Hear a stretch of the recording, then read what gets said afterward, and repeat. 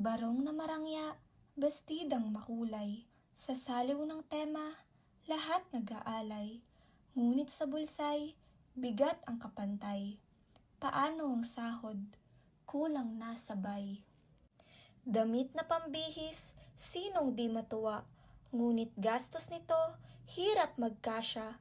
Sa gitna ng taas ng bilihin, tuwi na guro'y nagtitipid, pasan ang problema. Tungkulin sa bayan, wagas na totoo. Ngunit ang sweldo, kapos na to't labo. Inflasyong mabigat, damang-dama nito. Pati sa kasuotan, hirap ay todo. Kaaya-aya man ang bihis ng guro. Likod ng ngiti ay may kirot sa puso. Gastos na nadagdag, isip ay gulo.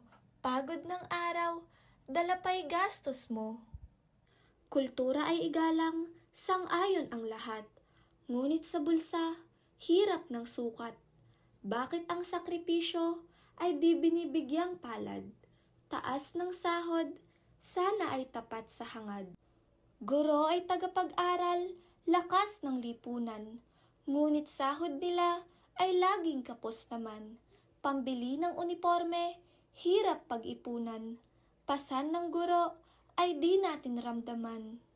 Damit ay sagisag ng ating paggalang. Ngunit bigat nito ay baon sa pagdaramdam.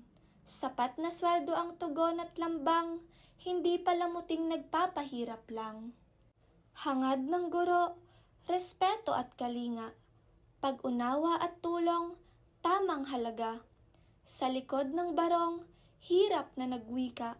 Sana na may ginhawang magpatibay pa.